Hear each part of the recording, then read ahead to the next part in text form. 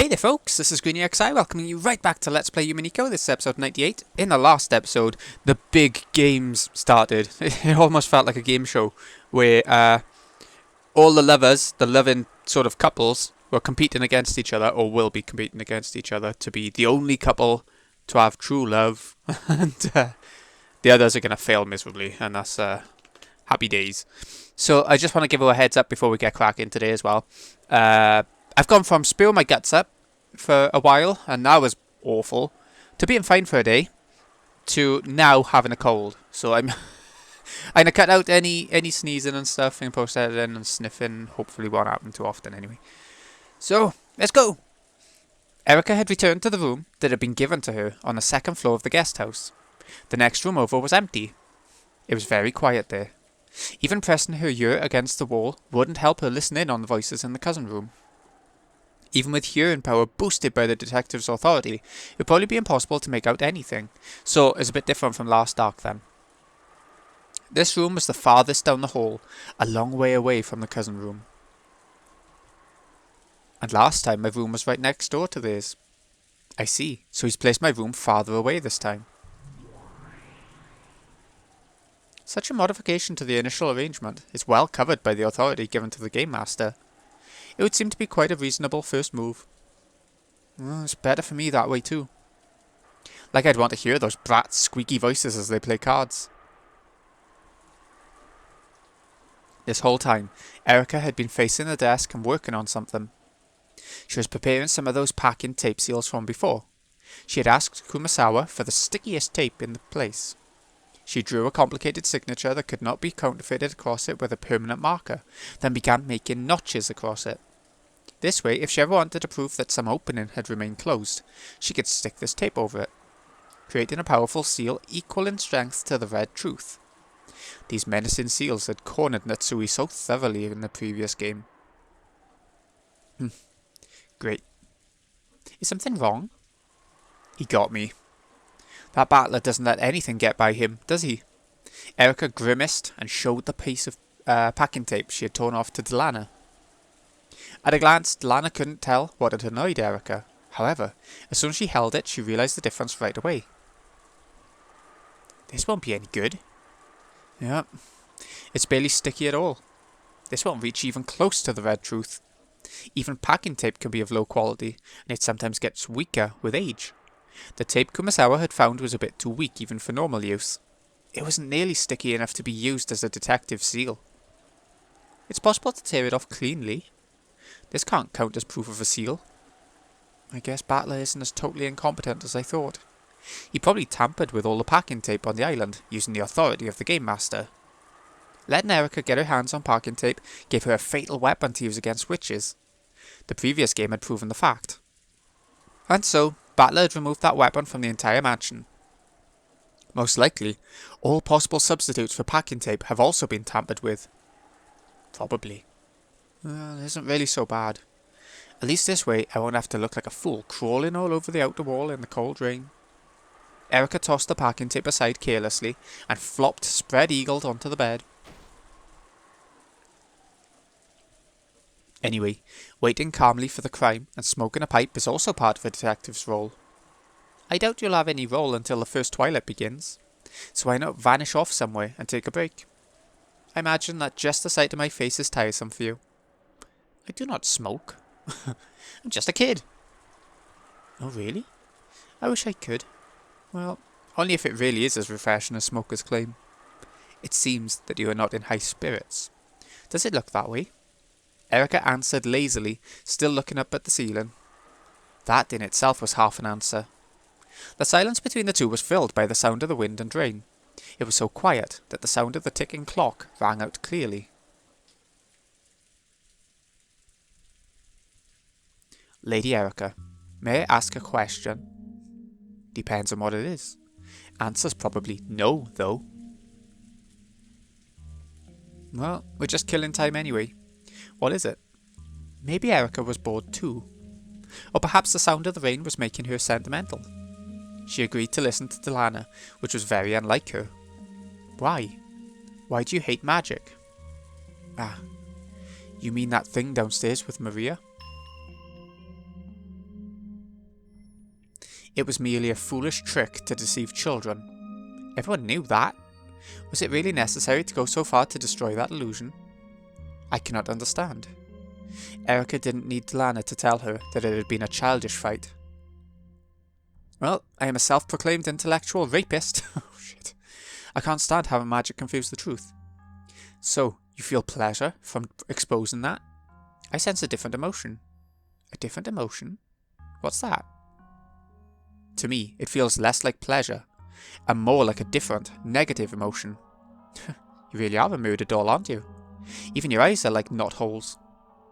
My apologies. Please forgive me. Erika rolled over grumpily, turning her back to Delana. So, Delana couldn't see her expression. Even so, for some reason she could guess that this completely unobserved expression was one of pain. Interpreting this to mean that Erika wanted her to go away, Delana gave a bow and made to leave. Then Erika suddenly spoke. The word seemed so utterly out of place that Delana doubted her ears, and she had to ask Erika to say it again. What did you say? I love you. It really did seem utterly out of place. Delana wanted to see what Erika really meant, but the latter still had her back turned and her face was out of sight. This arc really is all about love, and thank you very much. What else do you say? I was going out with someone else a while back, but we've completely broken up. The others might say things out of envy, but please ignore them. I'm going to devote my whole life to you, so I want you to do the same for me. Let's find happiness together. Delana avoided asking what she was talking about, and stood there in silence. For a while, Erika kept on dully and emotionlessly, repeating soppy phrases that might have popped up in some shoujo manga. Then unexpectedly, she once again followed up with a complete non sequitur. A new wallet. Of course, she had no idea what Erika was saying.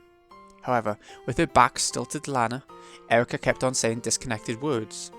A strange cat keychain, a type of cologne that didn't suit him, a music tape that's not his style, which he said he borrowed from a senior at the theatre. His senior was asking, so he had to go. He suddenly got a new part-time job. He said he was talking with a friend on the phone who just wouldn't hang up. Is she just barking nuts? Made too much curry. Went to the theatre practice more often. The way he folds paper towels. Thanks, I've already eaten. He knew more about cosmetics. Sorry, I was sleeping. The toilet seat was left down. He spent the night over at his stage friend's place. My acting friends had a party here earlier. Someone must have left it behind. The drain and sink were cleaned out. Receipts and point cards from places he never goes. The muddy soles are evidence that he went out on Sunday when it was raining. That matches the strange symbol on the calendar. None of your theatre friends have hair this long. That's a leading question. How do you know the plot of a movie you haven't seen yet? Evidence, circumstantial evidence, observation, surveillance, tracking, tailing, information gathering, wiretapping, asking around, questioning. I found tons of evidence that I loved you. I found tons of evidence that you loved me. But I can't find any evidence that you haven't been cheating on me.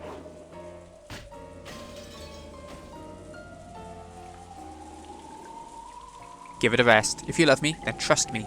If you can't do that, then you don't love me anymore. How could I love someone like that? I'll treasure you for all my life and I want to do well in theatre just as much. You said you liked seeing me act, right? So why you tell me to stop acting now? Why do I have to choose between you and acting? What's wrong with you? I'm seriously worn out, okay? Come on, if all we do is fight when we see each other, maybe we both need some time to cool off, okay? I need to concentrate for my next performance anyway. This girl working with Senpai suddenly said she wouldn't be able to perform. I need to rewrite the script by tomorrow. I don't have time for this. Oh my god. And anyway, if you really find it that hard to trust me, we're through. Stay away. Just go home, bitch. I don't love you anymore. Don't cry, damn it. It's disgusting. Just die. Stop shouting, damn it. You're annoying the neighbourhood. Just get the hell away from me and never come back. What's going on? Erika's going bloody balmy. Without love, it cannot be seen. Huh. That's backwards. Because of love, you end up seeing things that don't even exist.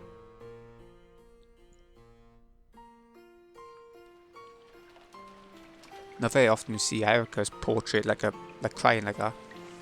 It's nothing more than an illusion, One that no one but you can see, and one that even you can never touch. Without love, humans would never need to sift through truth and lies. Because we can see things like that, we doubt. We suffer. We cry out loud.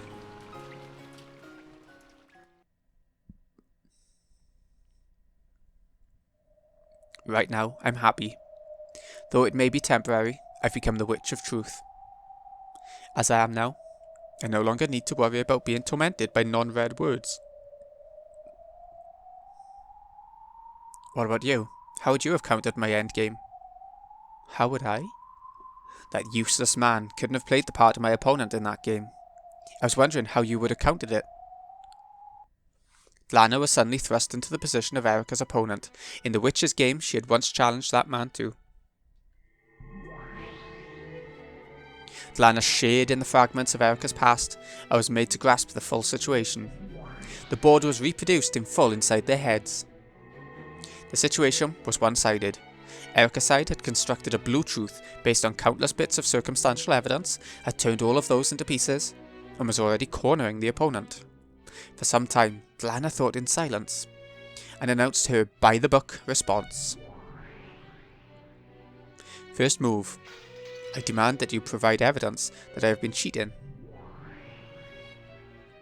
Counter with a blue truth. I present 84 points of circumstantial and physical evidence. Counter with a blue truth.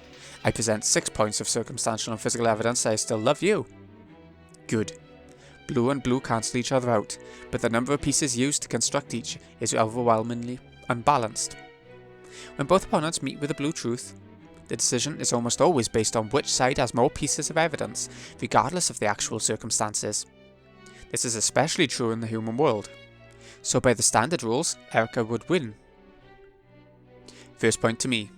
Your next move? I will attempt to switch offense and defense. I ask that you, Lady Erika, provide proof that you are not cheating.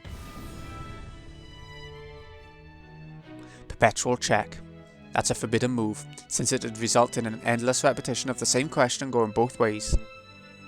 Then I frankly declare that, despite the lack of proof, I still love Lady Erika even now. That's not red truth, so it's invalid. Even if it was red, that'd be a stalemate. After all, I'd have no move to counter with. Lana remained silent for a while. Then she quietly responded to Erika's moves until they reached checkmate. This part's confusing me a little bit, actually. Are they just trying to figure out what different moves can work? Like, not literally related to the game, but just in general. A stalemate's a forbidden move in the game of witches, since it means the ruin of the game. However, in chess, it also represents a draw. Because of this, it's a splendid final move that a weaker player can pull off if they're unable to win outright. In this situation, Erika clearly had the advantage, so it was natural that Lana would seek a stalemate to obtain a tie. However, that would only be the case in chess. In the game where witches fight over the truth, it's a forbidden move, so it was already checkmate from the very beginning. Lana had no way to turn the game around. However, regardless of what the real truth between the pair of them had been, this game would be... Any other moves? Oh, witch hunting archbishop, protector of the truth? No. I resign.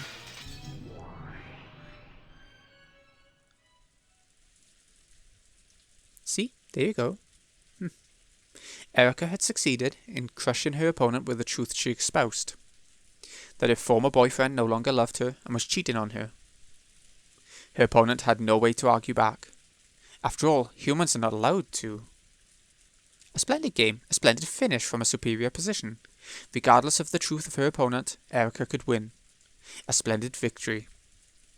Lana could only respond with silence, and with that, Erika spoke no more. She was probably done talking and wanted Lana to leave. Lana understood this, but even so, before leaving, she wanted to tell Erika one thing. A splendid game, Lady Erika. It's only natural that the detective wins. Even before you became Lady Brancaster's piece, you truly were a splendid wielder of the blue truth. However, Lady Erika, humans are only allowed to use the blue truth, and the only thing that can counter blue truth is red truth, and humans are not allowed to use the red truth. In that case, how should your opponent have shown this truth? Who knows? Maybe he should have used that gold truth or whatever, which is supposed to be stronger than the red truth at times. You certainly were the victor in the game. However, allow me to say this as a protector of the truth. What? I imagine it's something unpleasant, so say it and go away. Yes. This game is your victory. However, you still have not denied the 6 points of blue truth evidence I used to claim that I still love you. Even you are human. You cannot use red truth to deny those points.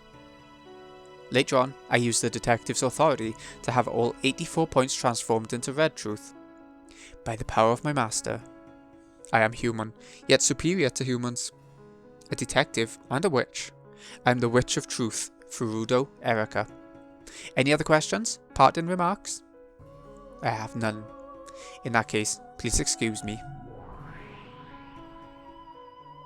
Lana bowed and disappeared. After that, all that remained was a single Witch of Truth, laughing off a bitter past with an equally bitter smile.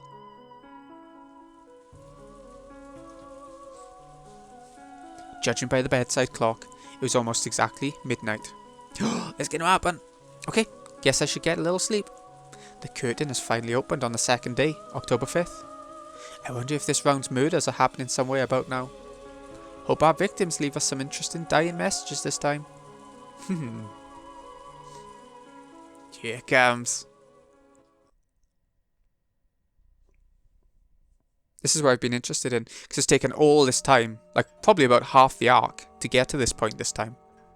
I mean, if it's not longer. Usual. Why didn't you discuss this with your mother? This is about the partner who's supposed to support you throughout the rest of your life.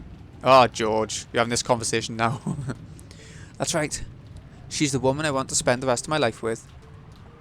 And that's why you need to choose very carefully, right? How can you be so rash? Eva and George could be seen beneath the eaves of the guest house. George had revealed his engagement with Shanon. Eva's anger had exploded almost instantly. This had been no more than George had expected, so he had responded with nice cold calm. Did you sleep with her? She told you she was pregnant to force you into marriage, didn't she? How rude. I'm a strong believer in preserving chastity before marriage. Then why an engagement? I asked her. She accepted. What more could be needed? No, it's all wrong. Marriage isn't as easy as it seems in manga, or whatever you're thinking of. What about her parents? Relationships between the two families? You some stray alley cat, or are you a Suremire George? How could you be so rash now, when you might even be selected as grandfather's successor? Why didn't you consult me? I'm consulting you right now. No, not consulting. I'm just reporting. I've never counted on being selected as grandfather's successor. In fact, I'd rather refuse if it did come to that. I want to build up my own country and castle from the empty wilds, just like father did. Now listen here. Do you realise how hard your father has worked to get here? That's not something you could duplicate just by imitating him. Do you understand how often he was saved by luck and coincidence before now? And he got through it because he had a wonderful life partner by his side, you. Sayo is the kind of person who will support me and make me be reborn as an even stronger man. You praised me for becoming the adult I am, but that could never have happened without her. What? You listening, George? Just let your mother handle this for now. Cool your head and think very carefully. Shanon isn't the only person interested in you, right? Ayumi-san from that marriage meeting really took a liking to you. First I've heard of it. I thought you knew. Her parents were also very impressed by you. If you really dreamed to build your own castle like your father, Ayumi-san's the one who'd really be able to help you, right? Do you intend to betray her feelings? There's nothing to betray. There was never any special relationship between Ayumi-san and me. We just had a marriage meeting and our parents got all fired up afterwards. You made us go out together several times, but we never even looked at each other. Ayumi-san is a well-bred, modest woman, isn't she?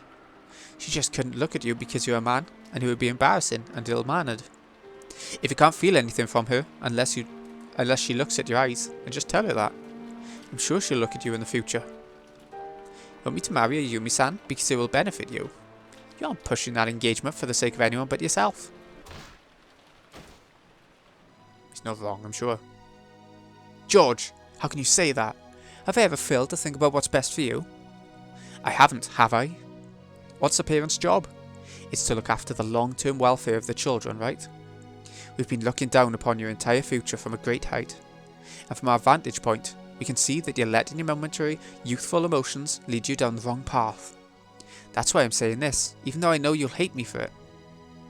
If I didn't care for you, we won't be having this fight. I'd just tell you to marry whatever strange girl you like and leave you be. You hear me, George? Leave this to your mother. There's no need for you to meet with Shanon anymore. We'll take care of everything for you. Don't worry, we won't do anything bad to Shanon. After all, it's thanks to her that you've grown so much. We won't forget that, so leave the rest to us, George.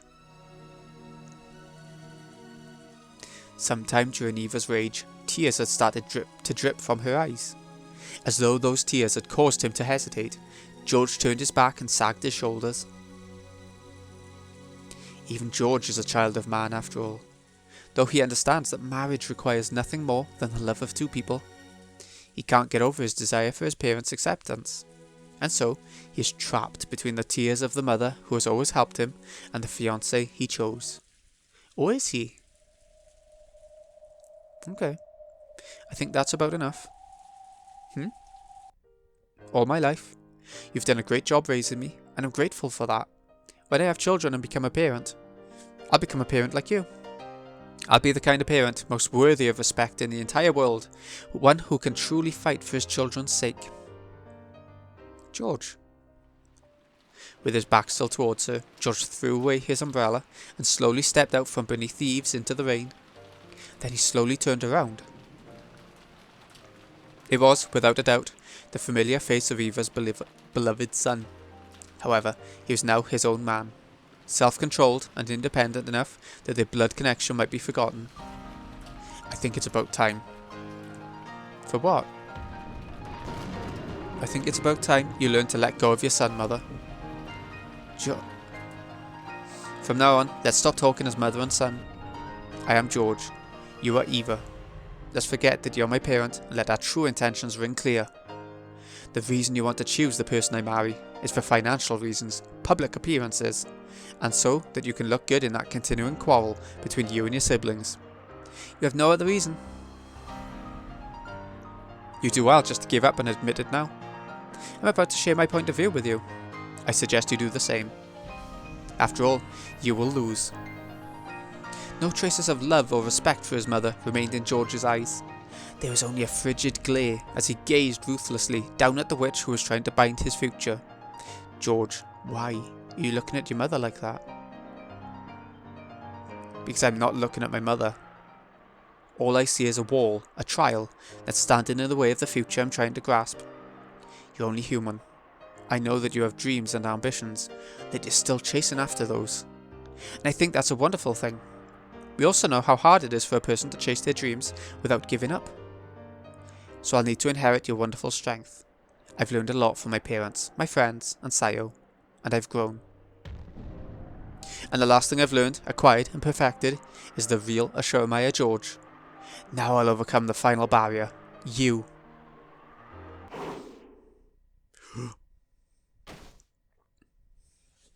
What? Eva had disappeared. The pouring rain landed evenly across the ground everywhere. No, it was blocked very slightly in one place. However, there was no one there. Standing on the ground isn't the only way to block the path of the rain. Then, could it be?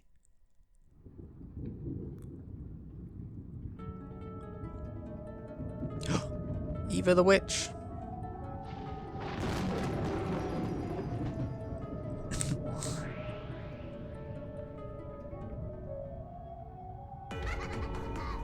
Sure, it's good for people to let their true feelings show every once in a while. I'll speak my mind too. So why don't you just lay it all out as well? In the rain-filled sky, with a moon that shouldn't have been visible behind her, was the golden witch of the future who had finally obtained everything of the Ashurmaya family. Even the drastic change in his mother's appearance didn't faze George. On the contrary, he seemed to be moved by her boldness, because his mother had honestly and truly displayed her true nature. This way, I can confidently show her my true self. Here we go, Mother. Here we go, Eva. This is my first step towards escaping from your shackles. First step? With that first step, he felt something odd beneath his feet. He knew that the sticky sensation, different from that of mud, represented his mother's arrogance trying to prevent him from making that first step. I used to read to you all the time when you were little, didn't I? Do you remember your favourite story, Journey to the West? That takes me back. That's probably the first fantasy I really loved. Sun Wukong, the Monkey King, wanted to become a god and was tested by Buddha. If you can jump free from the palm of my hand, I will acknowledge your wish. Then, Sun Wukong managed to reach what he thought was the end of the world and found 5 pillars standing there, only to discover that they were Buddha's fingers and that he still hadn't left Buddha's hand. Are you likening this to my first step, me declaring my intention to break free from you? Your resistance, your conflict, your anguish and self-restraint, and everything else. All of it is a road I once travelled down. This first step of yours is so trivial that when compared to my life, it'd just get gobbled up. How long are you going to look away? If only you'd just look at your feet. At George's feet on the pitch black earth soaked by the pounding rain was what appeared to be a slightly red sash that glowed ominously and blocked George's first step. It was deep, viscous, and it held George's foot in place. From Eva's perspective, as she gazed down from the sky, it looked like a vast red spiderweb that radiated out with George at the centre. That's right. This is me. Being tied down by countless studies and raised for the sake of your ambitions. No, that's not it. Let me put it so you can understand. I'll show you. And then you'll realise the truth. The vast red spiderweb on the ground scooped up George as easily as scooping scum out of a pot. Then it lifted him into the air like a deer caught in a net and swung him about. Laughing insanely, Eva was as innocent and cruel as a grade schooler happily swinging about a bag filled with his gym clothes. Gah! Go!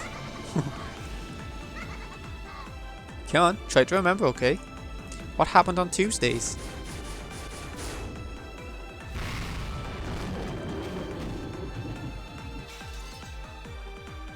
Yeah. I remember. That was piano lessons. I still cringe whenever I hear I stepped on the cat. Never heard of it. You did violin in kindergarten. That's the sort of instrument you'd expect smart kids to play, right? But you didn't seem to have the talent. So we switched you over to piano.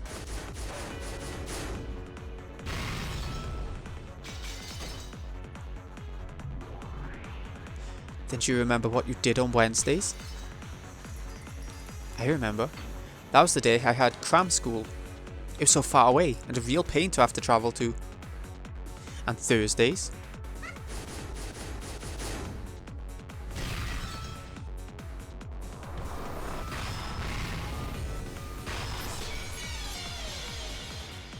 That was the day for supplemental lessons.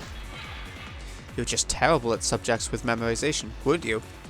You could apply your knowledge, but were horrible at learning by rote. A classic, he can do it if he tries, kid. That one stung. Those are the most annoying words a kid can hear at a parent-teacher conference. You can lead a horse to water, but you can't make it drink. That's a British aphorism, isn't it? Making you get and stay motivated was the hardest thing to do.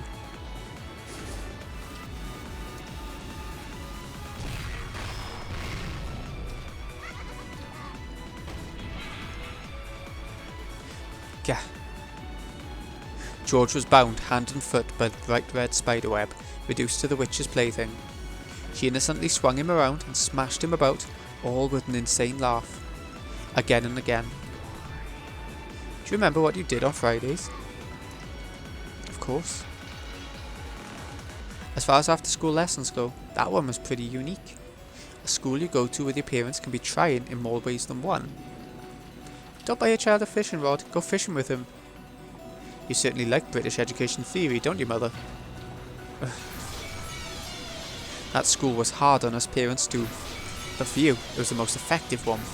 The monthly fee was high, and it was a pain to have to spend Friday nights there every week, but it did more for you than anything else. That's when I realised kids don't grow unless their parents watch over them. If children are sprouts, then parents are the sun. No plants will bud, and no flowers will bloom without the sun.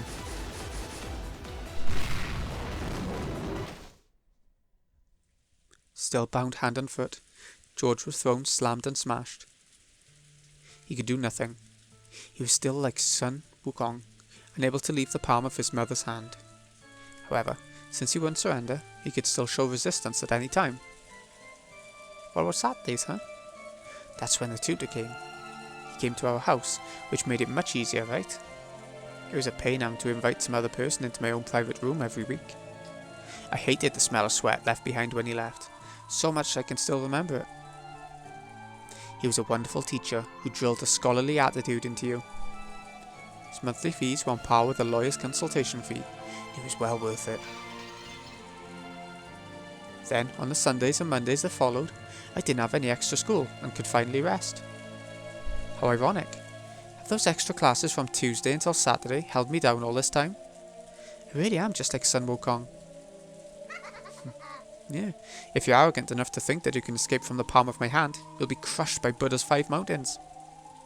Sun Wukong, who wanted to become a god, was crushed by the 5 mountains of fire, water, wood, metal and earth and sealed away. They are the 5 elements that the days of the week, Tuesday through Saturday, are named after in Japanese.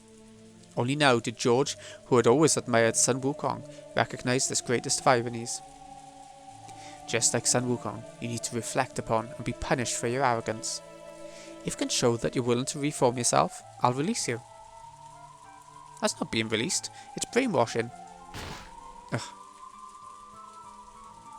There's no need to think about anything. Why not just leave everything to Mama?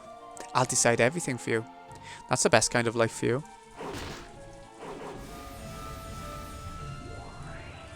I found the most intellectual woman in the world, willing to devote herself to you entirely. I'll arrange for all your successes and even prepare the roads leading to them. And eventually, you'll be chosen for the highest honour in the Ashurmaya family, the position as successor to the headship. Only then will you begin your true life. A first step. Don't make me laugh, you still haven't even been born yet. This isn't my web that you're caught in. You're still inside my caring, nurturing womb.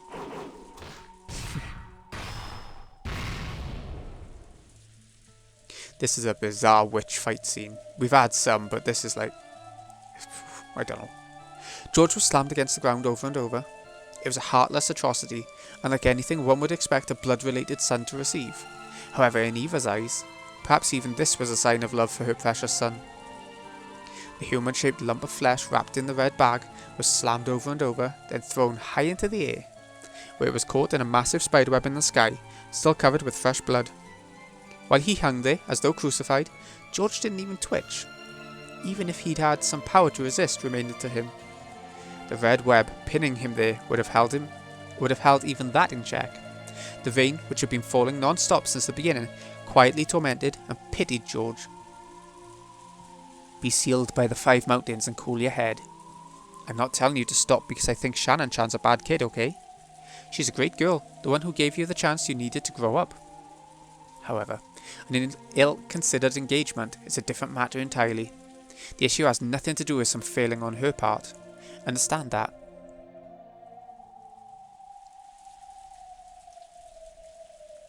Blame the problem, not the peer. Right? That's another British saying. I really did raise you to be a smart kid. No, I am raising you. You're still inside me, right? You need to be nurtured a little longer. Okay, that's enough punishment, so apologise to your mother. The spiderweb released George reluctantly. Then it threw him to the ground, beneath the cloudy sky. Thank you, Mother. It was all George could do to get up on his hands and knees. Though he wiped the mud away and stood his ground, he still couldn't raise his head. Everything you've done so far, you've done for me, haven't you? Thank you. Thanks for everything. That's right. You must hate me now. But one day you'll thank me. I'm sure you'll understand how much I loved you. Being bound by all those extra classes from Tuesday until Saturday, that's a sign of how hard you worked to raise me to be an excellent man. That's another British phrase. To cover a child in blessings is the greatest education of all. Thank you. In return, I'll give you a British saying. What's that?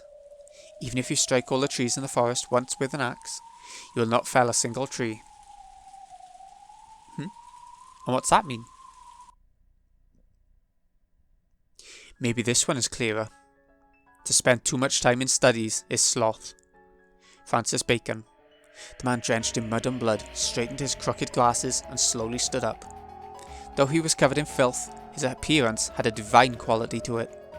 Something that could only appear on a self-controlled man, not one who had merely been dozing in his mother's amniotic fluid. I cannot count the number of things I've learned from Sayo. She taught me courage and chivalry, how to be ambitious and witty and humorous, and just a little stylish. It's ironic. Almost all the things you say are so wonderful about me didn't come from you at all. George, are you still... Time to get back in mother's womb. I'll nurture you in a sea of warmth once more. As Eva howled, a bright red spiderweb appeared at George's feet once more and tried to scoop him up into the air again.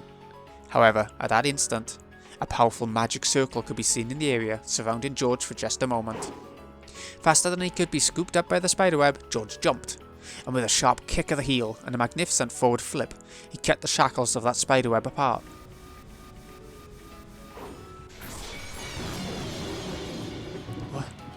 That smooth movement proved that he had possessed the power to escape from those shackles all along. He had willingly allowed himself to be bound by that web. Everything I owe you for what you've done. I've paid back now with pain. Thanks to that, I think I'll finally be able to leave the nest for good. I really do need these every now and then. Fights between parents and kids. George, why must you disobey me so completely, and with a little girl like that? It looks like you really do need to let go, Mother. Maybe it's about time. Time for what? It's about time. Time to start fighting back.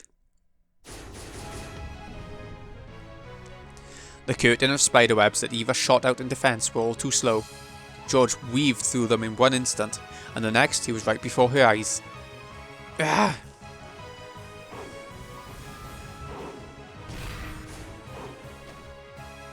Eva jumped out of the way of a kick that would have knocked her feet out from under her, then blocked the second half of George's double roundhouse with a high kick of her own. I guess there's one thing I can thank you for teaching me. Oh? What day of the week was that? It's the martial arts training we focused on during long breaks from school.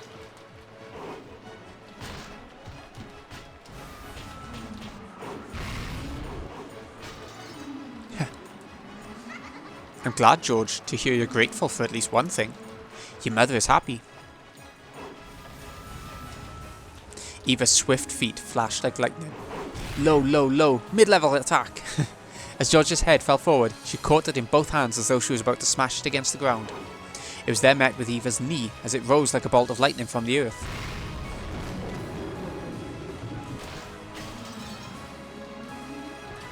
You should have learned Muay Thai too. It would have been more fun to have learned it with you. You're right. I never had more fun than when I was learning martial arts with you. Then right now is when we get to have the most fun. Isn't it fun, George? Isn't it?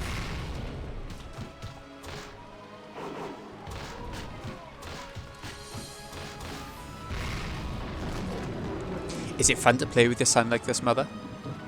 Yes, it is. You're my precious son, and I'll love you lots and lots inside my womb. I even love it when you kick in there. Understood. But this kick's coming from the outside of your belly. George's knee buried itself into Eva's abdomen. An instant before she felt the pain of that fierce attack, Eva watched her son's kick with a proud smile, and then vomited. Gah. You're getting on in years, Mother. Maybe it's about time you held back on wearing childish clothes like that. George. Her chin still covered in vomit, Eva looked up at George in twisted anguish. She could see how pathetic her face was by her reflection in his glasses. Both you and I need to leave our childhood days behind. So long, Mother.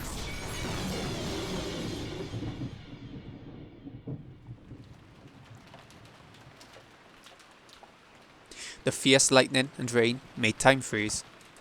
George's beautiful kick had stopped an inch from Eva's chest. However, the power of the red magic circle surrounding George had already pierced Eva's body. Though he had stopped without hitting her, blood poured out of Eva's back.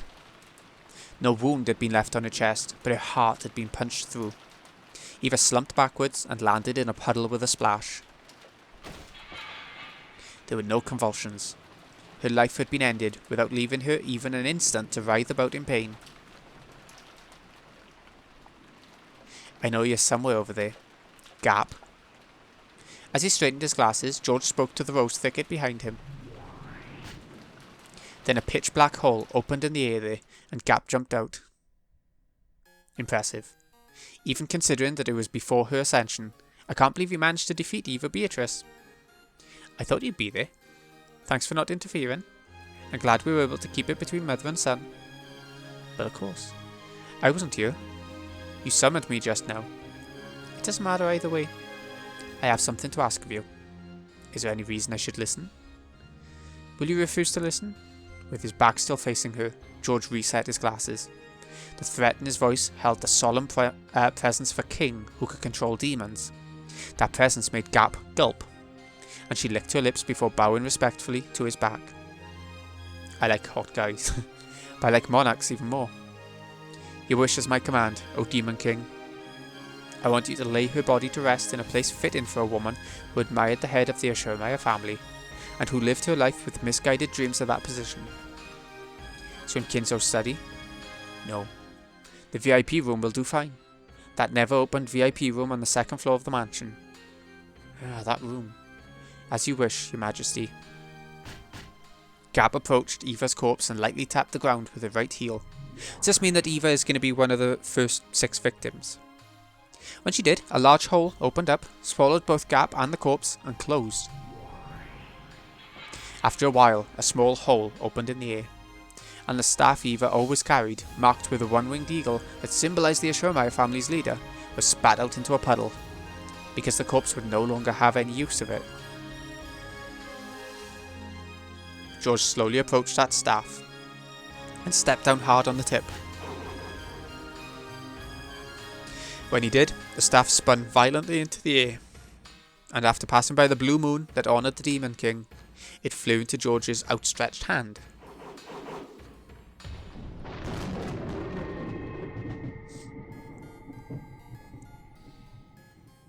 The instant he grasped it, another fierce lightning bolt landed nearby, and by the time the flash disappeared, the staff he held had become a spray of gold butterflies and vanished. It was as though George had crushed the staff out of existence.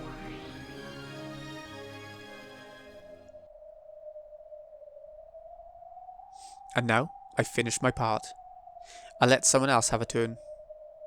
I can't believe you attacked your own mother.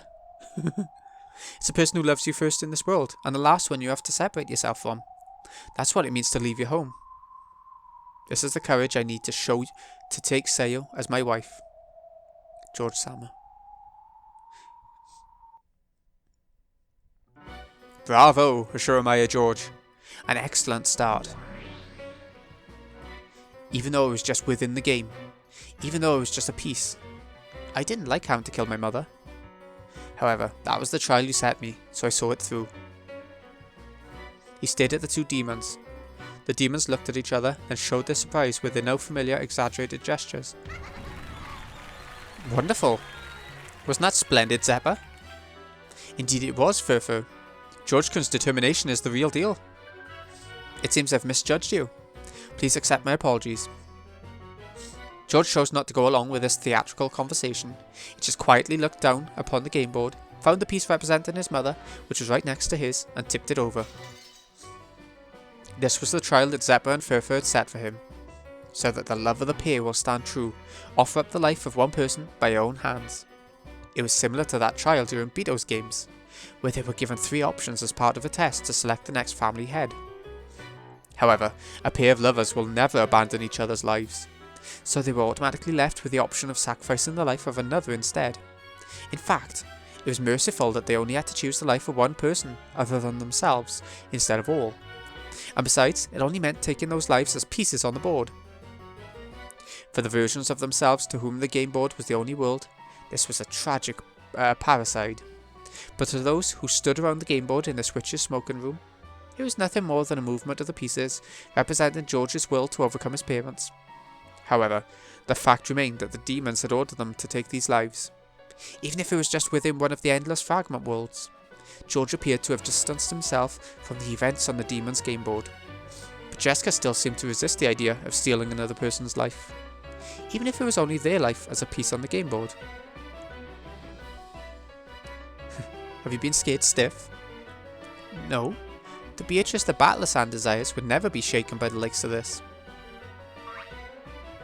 Well then, who will undergo the next trial? Please choose the next victim. It doesn't matter who. Please, name the next challenger. Any one of you may go.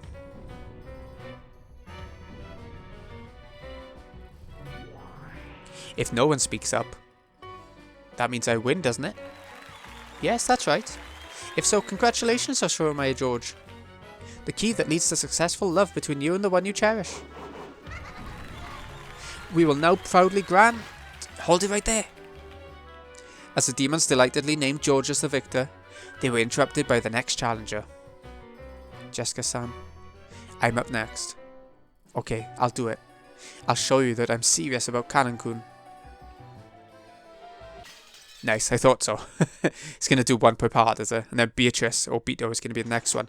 And look, I was going past the midnight mark now as well. So I think Eva is going to be one of the ones. And Jessica's a big fighter as well. But she's also got the health conditions. So it's going to be interesting to see how this next part goes, I think, with her. And whatever else the story has. So anyways, that'll do it for today. This has been Greeny XI. I hope you've enjoyed. Thank you so much for watching. I'll see you again in a bit.